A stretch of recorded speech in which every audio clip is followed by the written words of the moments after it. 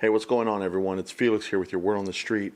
Do you know what God's mercy means and the meaning between grace and mercy?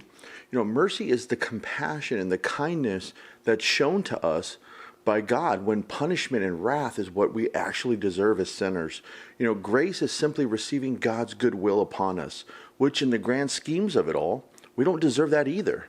In today's passage, the prophet Isaiah talks to us about God's free mercy by calling upon the Lord. In Isaiah chapter 55, verses 6 and 7, he says, "To seek the Lord while he may be found. Call upon him while he is still near. Let the wicked forsake his way, and the unrighteous man his thoughts. And let him return to the Lord, and he will have compassion on him, to our God, for he will be abundantly pardoned." Wow. Those are pretty heavy words spoken from the prophet of God's mercy. If you really want to know what a pardon is and how to truly value how valuable a pardon could be in an earthly sense, just ask Lil Wayne and what he has to say about getting one last week from President Trump. But in all seriousness, guys, Isaiah, he tells us to seek the Lord while he may be found and to call upon him while he is still near. Well, where is God going? He's not going anywhere, but we are. As men and women of this world, we tend to move the goalposts with God. And some days we move it far and set up barriers and walls for him not to get to us today. And some days we're trying to knock them down or stand on them to seek him out. So an excellent life application to take away from this portion of the passage is to not let God's mercy drift away from you. Don't wait until it's too late to seek him out. Think about the thief on the cross, okay? He was not going anywhere, and he was the last earthly teaching to man about not wasting time.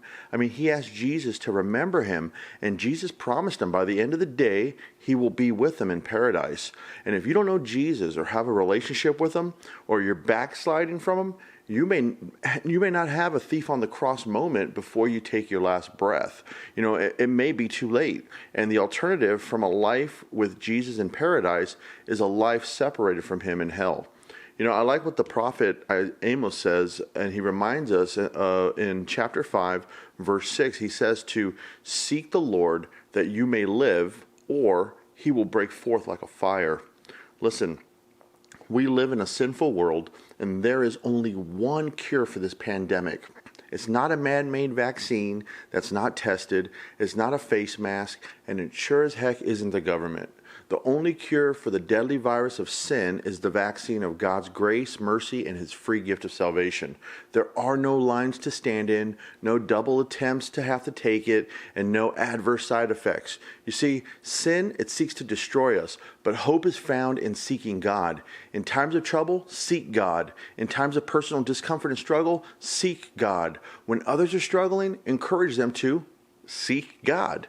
Time is wasting away, so don't let God's free gift of salvation pass you by. If you want to know more about this free gift that's waiting for you, message me and let's talk. I promise you, you won't ever regret a life walking with a friend like Jesus. Isaiah chapter 55, verses 6 and 7, God's free mercy, and that's your Word on the Street.